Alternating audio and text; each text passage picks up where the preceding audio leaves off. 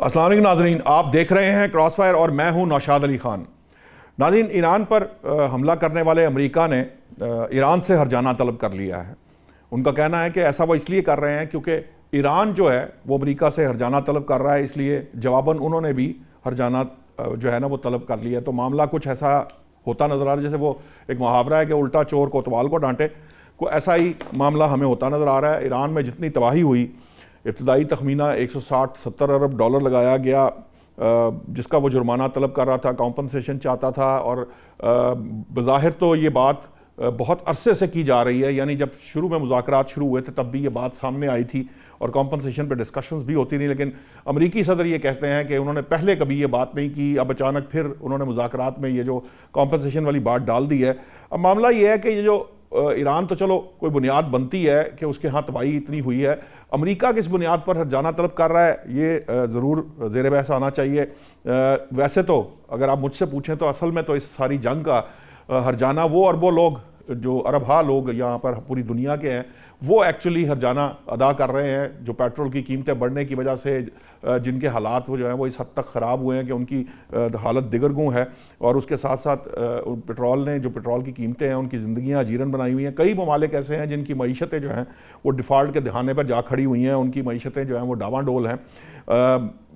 بات کچھ بھی ہو، آبنائے ہرمز آج بھی بند ہے، دعوے جو مرضی کیے جاتے رہیں، لیکن وہ بند پڑی ہے، جس کا نقصان جو ہے وہ دنیا کے اربوں لوگوں کو ہو رہا ہے اس پیٹرول کی ہائی پرائسز کی وجہ سے۔ اب پھر $80 سے اوپر یعنی $84 کے قریب قیمتیں اس وقت پیٹرول کی موجود ہیں۔ ناظرین، ہمارے وزیر دفاع خواجہ آصف صاحب نے فرمایا ہے ابھی کچھ دیر پہلے کہ امریکہ اور ایران جو ہے وہ معاہدے کے قریب ہیں، جبکہ وزیر داخلہ محسن نقوی صاحب جو ہیں وہ اس معاملے کو لے کر ایران پہنچ چکے ہیں۔ اب یہ جو اونٹ ہے کس کروٹ بیٹھے گا اس پر بھی بات کریں گے تفصیلی، لیکن ایک اور معاملہ جو ہے وہ اس وقت ہمارے داخلی معاملات میں بہت گرم ہے۔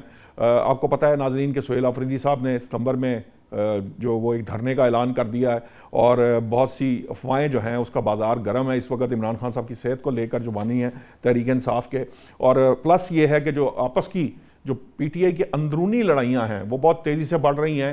سہیل آفریدی کے خلاف ایک پورا محاذ کھڑا ہو رہا ہے، ان کو وزارت جو اعلیٰ ہے اس سے ہٹایا جائے، اس کے لیے بھی کوششیں اور کاوشیں شروع ہو چکی ہیں۔ کچھ معاملات ایسے ہیں جو اس طرح کی ایفرٹس کی جا رہی ہیں کہ جس سے کسی طریقے سے جو بشرا بی بی ہیں وہ جو ہے وہ جیل سے رہا ہو جائیں تاکہ معاملات میں کچھ بہتری آئے۔ بہت سارا کچھ جو ہے وہ داخلی محاذ پر، سیاسی محاذ پر چل رہا ہے۔ ان سب موضوعات پر بات کرنے کے لیے مجھے جوائن کیا ہے ایئر وائس مارشل صاحب ہیں اعجاز محمود صاحب، عبداللہ گل صاحب ہیں چیئرمین تحریک جوانان پاکستان، ڈاکٹر حسن ظفر ہیں ماہر ہیں عالمی امور کے، اور جواد فیضی صاحب سینئر جرنلسٹ تجزیہ نگار۔ سب سے پہلے میں عبداللہ گل صاحب آپ کے پاس آنا چاہوں گا، جو سچویشن اس وقت انٹرنیشنل فرنٹ پر بنی ہوئی ہے، آپ کو یہ جو کمپنسیشن کی ڈیمانڈ جو امریکہ کی طرف سے کمپنسیشن کی ڈیمانڈ، مجھے ذرا ہنسی سی آ جاتی ہے بات سن کے، لیکن بہرحال چونکہ امریکی صدر ہیں وہ کچھ بھی کہہ سکتے ہیں۔ یہ جو بات اب کی جا رہی ہے، کیا اس سے ایکچولی جو ایران کا نقصان ہوا یا ایکچولی جو وہ کمپنسیشن مانگ رہا تھا اس کو نلیفائی کیا جا سکتا ہے صرف سٹیٹمنٹس دے کر؟ بسم اللہ الرحمن الرحیم، بہت بہت شکریہ آپ کا۔ دیکھیں، بات یہ ہے کہ امریکہ کو کمپنسیشن تب مانگنی چاہیے تھی کہ اگر ان کی مناب کی بچیوں کی طرح ان کے اوپر حملہ ہوا ہوتا اور ان کے بچیاں ماری جاتی۔ یہ کیوں مانگ رہا ہے؟ یہ بڑا سوال بڑا انٹرسٹنگ ہے۔ دیکھیں، یہ کوئی بیوقوفی میں نہیں مانگ رہے، یہ اس لیے کیونکہ انہوں نے ایک تو کمپنسیشن دینے کا اعلان کر دیا اس ٹائم پہ، اب ان کو خیال آیا کہ اوہو ہمارے تو دل میں آ گئی بے ایمانی، پیسے تو ہم نے کوئی دینے نہیں۔ آپ کو یاد ہے میں نے آپ کے بھی پروگرام میں گزارش کی تھی کہ انہوں نے پیسے ویسے کوئی نہیں دینے، یہ اسی طریقے سے نا ٹال ٹول کر کے کسی عرب دنیا سے کہیں گے کہ تم دے دو، فلانا کر دو، کوئی چھوٹا موٹا پیسہ آ گیا، کوئی آبنائے ہرمز کے اوپر ٹول فیس لگا کے کہ چلو بھائی گزارا کر لو۔ اب یہ کمپنسیشن اس لیے مانگ رہے ہیں تاکہ کمپنسیشن ہم مانگیں گے، انہوں نے 400 بلین 500 بلین مانگ لینی ہے بعد میں، اور پھر وہ کہیں گے کہ جی دیکھو نہ تمہاری ہوئی نہ ہم نے دی، تو ہم نے بھی اتنے تمہارے دینے تھے، تم نے ہمارے دینے تھے، لاؤ میرے پیسے نکال دو۔ مطلب جتنا ایران نے مانگا ہے اس سے یہ 100 بلین اوپر رکھ کے کہیں گے کہ ہمارے پیسے ہمیں دے دو، اور جب وہ 400 بلین تو مائنس ہو گئے اب یہ ایک اور اس کے علاوہ جو ان کے اکاؤنٹس میں انہوں نے فروزن ایسٹس پڑے ہوئے ہیں، یہ اس پہ کہیں گے کہ جی یہ تو ہمارا حق ہے اس لیے ہم نے وہ پیسے دبا لیے. بدنیت ہیں، بدبخت، جھوٹے ہیں، بےایمان ہیں، مکار ہیں، دھوکے باز ہیں، فریبی ہیں، اس کے علاوہ کچھ نہیں ہے. اتنا بڑا ملک ہو کے اتنی چھوٹی گفتگو کرتا ہے، اس سے ان کی ذہنیت اور پستہ ذہنیت جو ہے وہ بڑی وضاحت سے سامنے آ جاتی ہے. ان کو تو یہ اتنے بے غیرت بے شرم ہیں کہ ان کو یہ بات کرتے ہوئے 10 دفعہ سوچنا چاہیے تھا کہ امریکہ کا منہ کالا کرایا ہے. ٹھیک، اعجاز صاحب یہ جو بات ابھی عبداللہ گل صاحب نے کی بڑی دلچسپ ہے کہ ٹھیک ہے، خیال تو مجھے بھی تھا، میں نے کہا یہ کیا اس سے نلیفائی ہو جائے گا، لیکن جو یہ والی بات ہے کہ فروزن ایسٹس جو ہیں جو پہلے انفریز کرنے کی بات ہو گئی تھی وہ ان کے پاس ہیں نہیں، وہ دینا نہیں چاہتے یا وہ دے نہیں سکتے. یہ تینوں حالتیں جو ہیں اگر یہ اس طرح کی ہیں تو یہ تو پھر بڑی بلیک سی صورتحال ہے سر. یہ تو معاملہ جو ہے یہ کسی طرف لگے گا نہیں پھر تو ادروائز. جی بہت شکریہ. بسم اللہ الرحمن الرحیم. میں اس پروگرام میں عبداللہ گل صاحب کے ساتھ ہی تھا جب انہوں نے یہ بات کہی تھی. جی اور یقیناً انہوں نے بالکل جو ہے نا صحیح بات کی تھی. اور آج بھی جب یہ بات کر رہے ہیں تو مجھے جنرل صاحب یاد آ گئے، یہ ان کے جانشین ہونے کا حق ادا کر رہے ہیں. جی بھرپور حق بات کہہ رہے ہیں. جی تو دیکھیں یہ بالکل امریکہ وہی کر رہا ہے کہ آپ کو اگر خطرہ ہو نا کہ کوئی دوست یا کوئی آپ کے پاس ادھار لینے آیا ہے تو آپ بے شک خزانے پہ بھی بیٹھے ہو نا تو آپ اس کے آتے ہی آپ رونا شروع کر دیتے ہیں کہ میں نے بچوں کی فیس بھی دینی ہے، بیوی کے جو ہے نا ہسپتال کے علاج کے بھی پیسے بھی اوور ڈیو ہو گئے ہیں، یہ بجلی کا بل بھی پینڈنگ ہے، تاکہ آپ ادھار مانگنے جوگے نہ رہیں. سر ٹرمپ صاحب کے اوپر تو ایلیگیشنز ہیں کہ ان کے خاندان نے millions and million of dollar تو کرپٹو میں بنا لیے ہیں، تو وہ تو یہ کہہ ہی نہیں سکتے. ہر ویکینڈ پہ وہ جو ہے نا حملہ کرنے کا اعلان کرتے ہیں، پھر 2 دن مارکیٹ کریش ہوتی ہے، ان کے لوگ وہاں سے مارکیٹ سے شیئر اٹھاتے ہیں، پھر وہ پیر والے دن ایک فرضی کال کا حوالہ دیتے ہیں کہ مجھے لیڈر کی کال آ گئی، وہ بڑے اچھے ہیں ایرانی، میں اس لیے حملہ نہیں کر رہا، تو وہ پھر دوبارہ جو ہے نا بات چیت کی طرف آ جاتے ہیں. تو یہ اصل مسئلہ سر کیپیسٹی کا نہیں ہے، اصل مسئلہ انٹینٹ کا ہے کہ وہ بدنیت ہیں.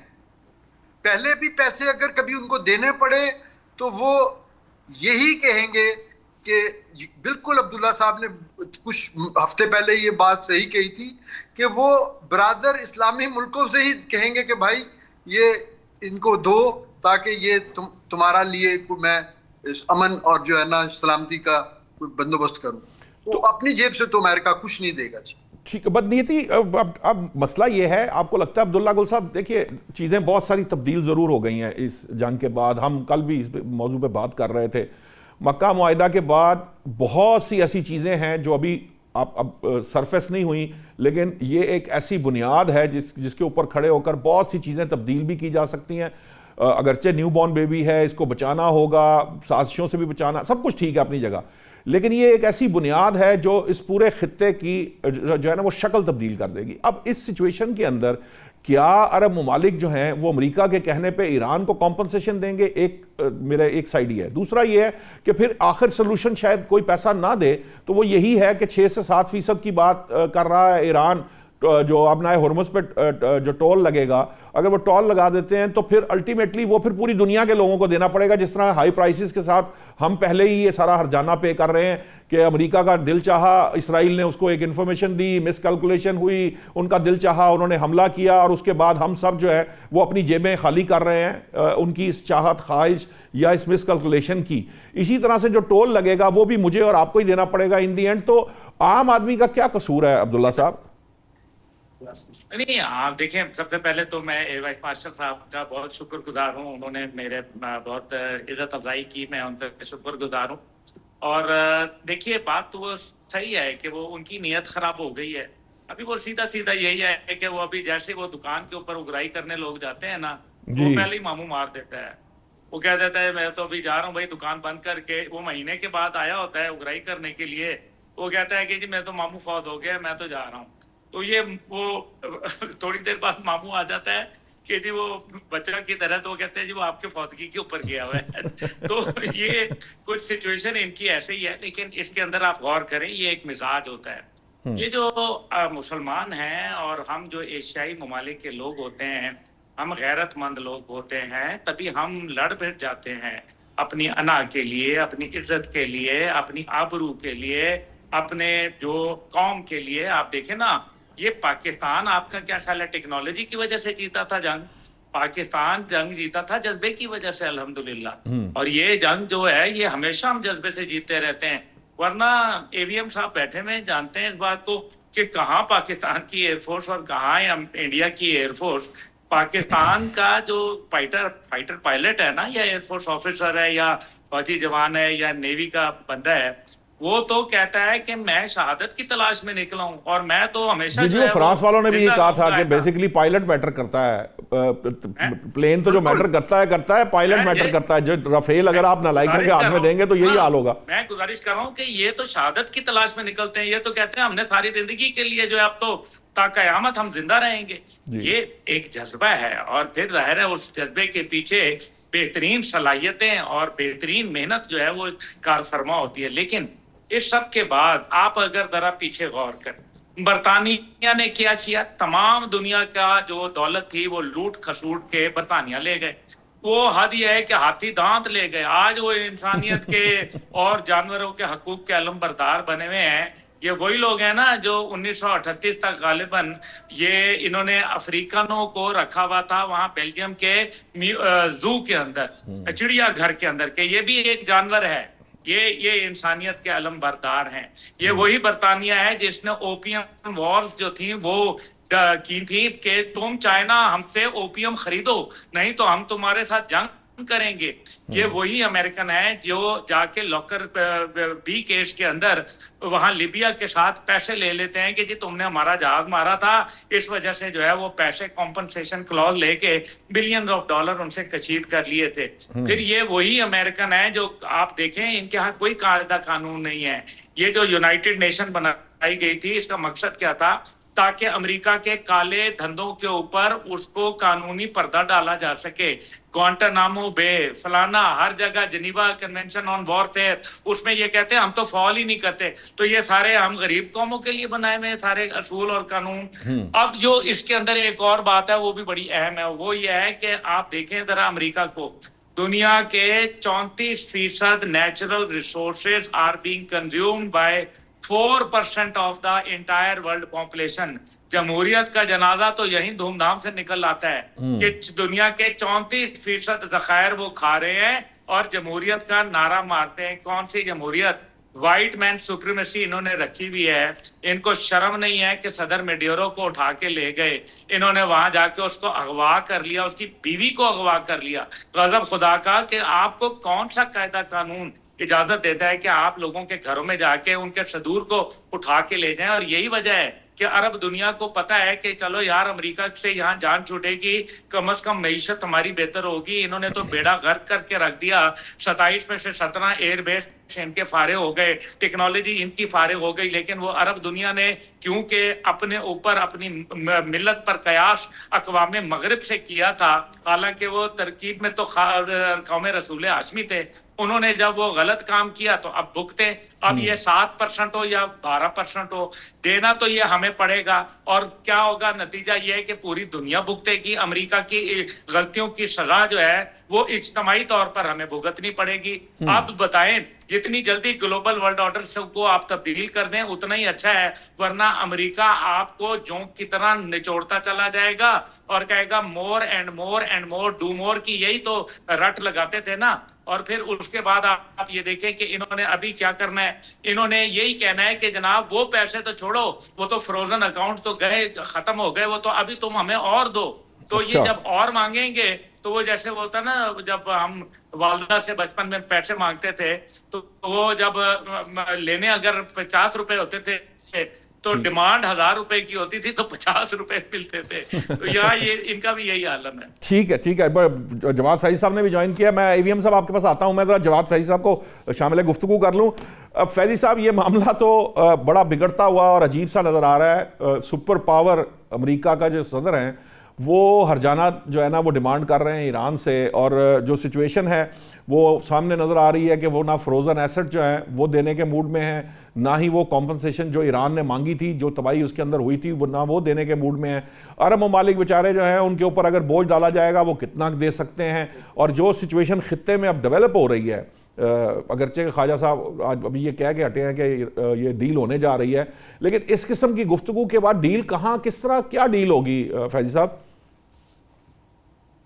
دیکھیے گفتگو تو ہمیشہ سے ایسی ہوتی رہی ہے، مرگ بر اسرائیل مرگ بر امریکہ ایمان کا حصہ بنا لیا گیا، اذہان سازی کر دی گئی، شدتیں آ گئی، توسیع پسندانہ عزائم ایک طرف رہے تو دوسری جانب امریکہ بھی ایک عرصے سے پابندیاں بھی لگا رکھی ہیں، اندر کھاتے میل ملاپ بھی ہوتا رہا ہے۔ آپ دیکھ لیجئے کہ ڈونلڈ ٹرمپ جو ہے وہ ماضی کے جو صدور ہیں اور جو انتظامیہ رہی ہے اس کی تنقید بھی کرتے ہیں کہ اس طرح کا کبھی جو ہے ایران پہ زور نہیں ڈالا جس طرح کہ میں ڈال رہا ہوں، لیکن اس کے ساتھ ساتھ وہ معاہدے پہ دستخط بھی کر رہے ہیں۔ جے ڈی وینس پاکستان بھی آتے ہیں اعلیٰ سطحی وفد کے ساتھ، ایرانی وفد بھی اعلیٰ سطحی پاکستان آتا ہے، اور دوبارہ بھی اس کی شنید ہے کہ کالی باف صاحب اور عراقی صاحب پاکستان آئیں گے، اور اسی لیے وزیر داخلہ محسن نقوی بھی تہران میں ہے آج۔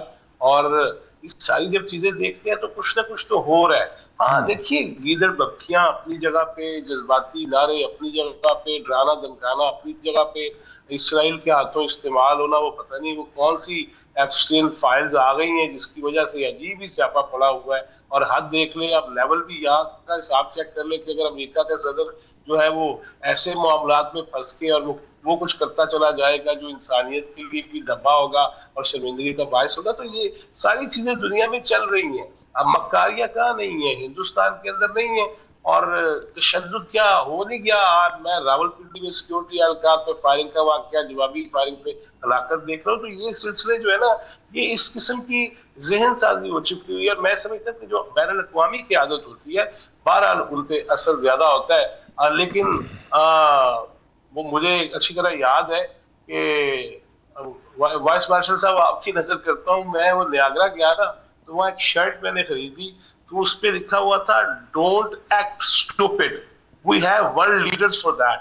سو ہم یہ بھی المیہ تو یہ بھی ہے اور یہ سارا کچھ ہے، لہذا اس ساری کیفیت میں بہرحال میں ہمیشہ یہ کوشش کرتا ہوں کہ بات ایسی کی جائے تلخیاں بلا کے، جو سعودی عرب اور ترکیے کے ساتھ ہمارا معاہدہ ہوا، دیگر ممالک شریک ہونا چاہ رہے ہیں، ایران کو بھی یہ کان ہو گئے ہیں، اور اب اس کو بھی جو 1.5 برس پہلے تک یا اس حملے سے پہلے تک تو انڈیا کے ساتھ بہت قربتیں تھیں، تو اسے بھی سوچنے کا موقع بھی ملے گا، اور اس کو دیکھنا بھی چاہیے کہ آخر امت مسلمہ کا اگر کوئی کارڈ ہے اور اگر ایسی کوئی چیز ہے تو پھر اس میں شامل ہونا پڑے گا۔ پیرلل مذہب نہیں چل سکتے، اور میرا خیال ہے کہ واضح بھی کر دیا گیا ہے مکہ معاہدے سے، جو مکہ کی حرم مکہ کی حدود میں ہوا ہے، اس میں یہ واضح کر دیا گیا کہ مکہ ایک کوئی ہے اور اسی طرف ہی آنا پڑے گا سب کو۔ تو میرا خیال ہے کہ دیر آئے درست آئے والی بات ہوگی، لیکن بہرحال ایران کو اس کا حصہ بننا پڑے گا، ورنہ وہ تھیوریز جو پیش کی جاتی ہیں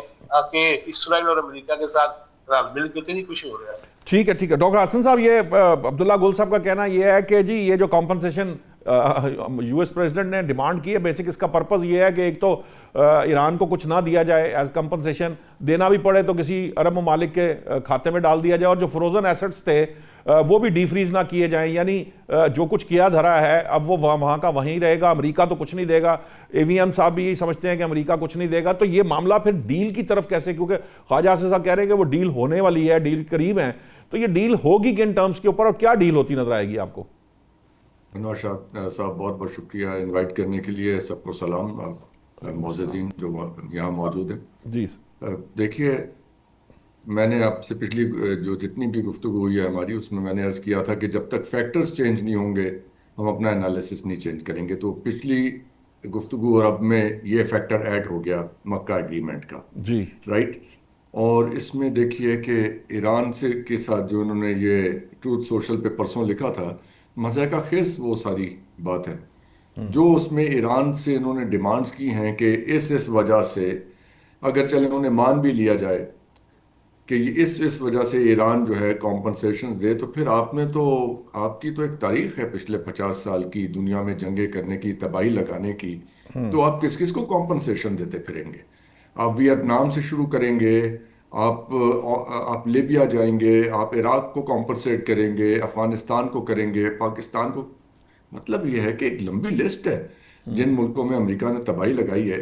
تو یہ تو کنگال ہو جائیں گے اگر اسی فارمولے کے اوپر رکھ کے چلیں ایران سے جس پہ ڈیمانڈ کر رہے ہیں.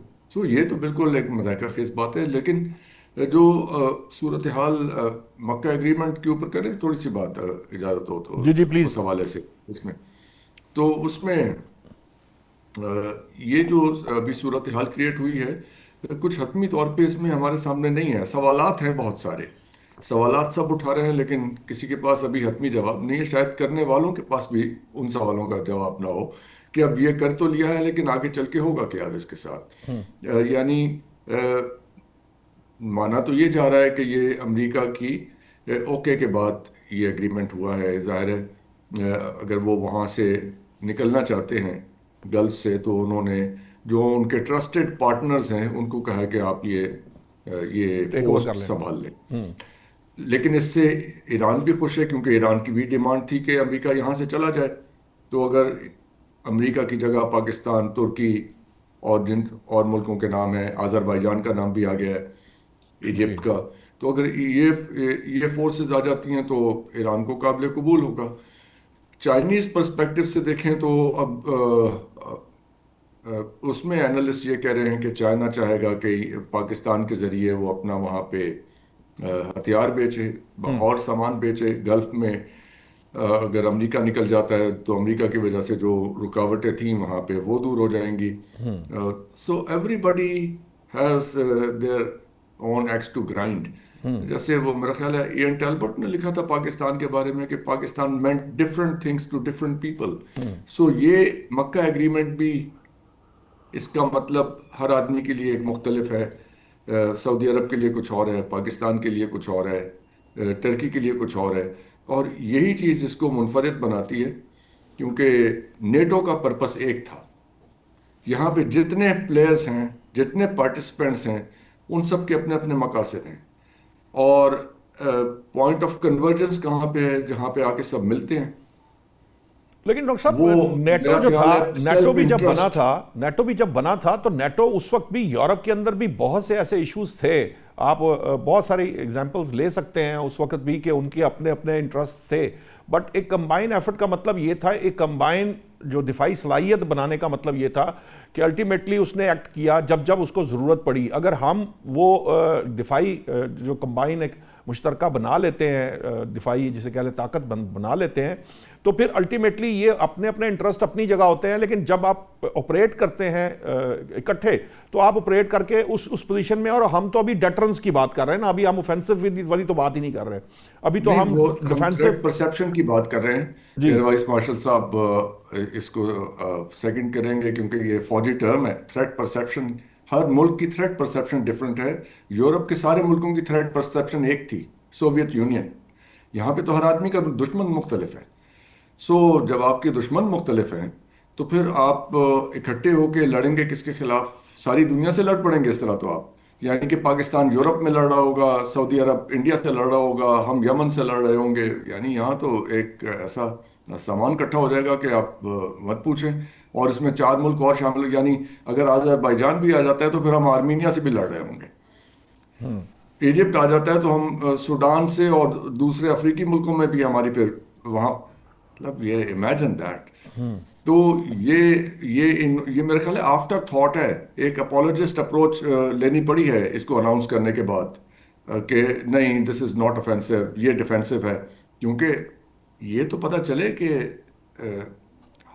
مطلب یہ ہے کہ اگر 6 ملک اس کے اندر ہیں اور 6 ان کے ڈفرنٹ دشمن ہیں تو اس کا مطلب ہے باقی 5 لوگوں کی دشمنی ان سے بھی ہو گئی جن سے ان کی دشمنی نہیں تھی.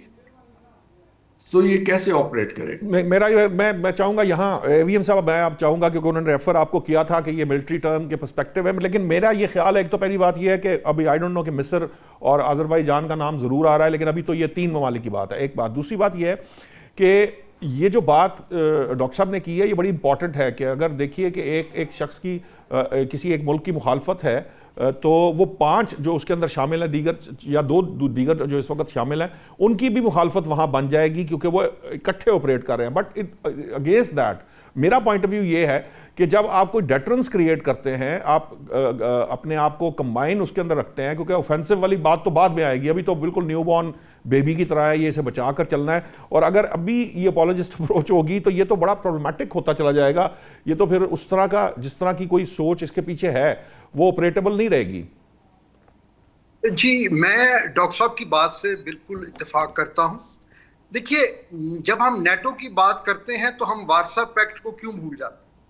اس وقت دنیا جو ہے وہ 2 سپر پاورز تھی. سوویت یونین کی تھریٹ پرسیپشن کے اگینسٹ یورپ کو اکٹھا کیا گیا اور امریکہ نے اس کی قیادت سنبھالی اور نیٹو بنا. ان کا ایک ہی اینیمی تھا, وہ نیٹو کا civil purpose was Soviet union. ٹھیک, وہ جب 90 میں ریئلٹیز چینج ہوئی تو پھر انہوں نے اپنے لیے نئے نیریٹو بنائے اور اسلامو فوبیا کو انڈکٹ کیا گیا, اور پھر نیٹو کو وائبل رکھنے کے لیے انہوں نے نئے دشمن تلاش کیے, اور پھر انہوں نے ڈفرینٹ کانفلکٹ زونز میں رکھا تاکہ ان کی ایک ریلیونس رہے اور ملٹری انڈسٹریل کمپلیکس جو ہے اس کی سروائیول میں. اب دیکھیے ہم نے ایک سٹیٹمنٹ دی کہ ایک ملک پر حملہ دوسرے ملکوں پہ حملہ تصور ہوگا. تو اگر ہوتیز جو حملہ کر رہے ہیں نان اسٹیٹ ایکٹرز ہیں, وہی چیز افغانستان پاکستان پہ کر رہا ہے, تو پھر کیا یہ باقی 2 پارٹنرز جو ہیں وہ افغانستان کو اس طرح ٹریٹ کریں گے؟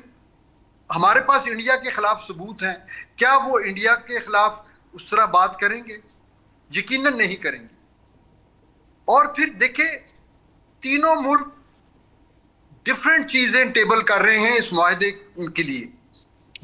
پاکستان کچھ اور اسٹرینٹس کے ساتھ آ رہا ہے, لیڈنگ رول میں ہے الحمدللہ, اس کو ہمیں سیلیبریٹ ضرور کرنا چاہیے.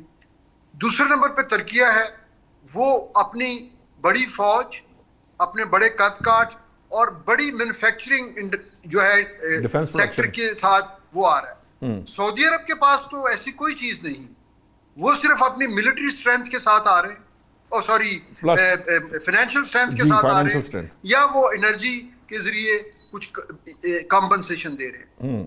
تو جب انگریڈینٹس مختلف ہیں, جب انڈیویجول تھریٹس مختلف ہیں, تو اینالسٹ یہ سوال کرنے میں تو حق بجانب ہے نا کہ یہ اگر ڈیٹرنس بھی ہے تو ڈیٹرنس کس کے خلاف؟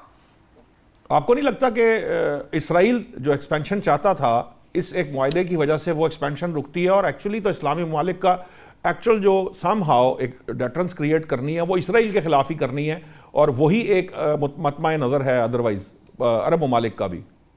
دیکھیے اس سے پیشتر مہاتر محمد نے ایک کچھ سال پہلے آپ کو یاد ہوگا ایک ایفرٹ کی تھی کے ایل میں ایک سمٹ کرانے کی جی, اور اس میں سعودی عرب نہیں گیا تھا جی جی, پاکستان کو بھی جانے سے روک دیا گیا تھا. اگر یہ ایک بینائن مسلم بلاک ہے تو وہ والی ایفرٹ تو اس میں تو زیادہ ملک شامل تھے, لیکن ہم تھوڑا اوور بورڈ ہو جاتے ہیں کیونکہ ہم لوگ نا بیسیکلی بڑے ہمیں خوشیاں نہیں ملتی نا, تو ہم ہر چیز کو اوور سیلیبریٹ کرتے ہیں. آج مجھے ایک آفر آئی, سوری انویٹیشن آئی کہ یہ کتاب لانچ ہو رہی ہے اسلامک نیٹو کے نام سے, تو میں نے کہا بھائی میں تو اس ٹرم کے ہی خلاف ہوں کہ تو میں تو مجھے تو معافی کریں. تو دیکھیں ہمیں اوور بورڈ نہیں ہونا چاہیے. یس ایک بڑا ایک بلاک بن گیا ہے کیونکہ اس میں ایک 2 بڑے اسلامی ملکوں کی فوجیں وہ اگر اکٹھی یونیسن میں ہو گئی ہیں, ایک بڑی فائنینشیل پاور ان کے ساتھ مل گئی ہے, تو یہ لیکن اس کے آپریشنل پلانز, اس کی ٹی او آرز تو بننی ہیں.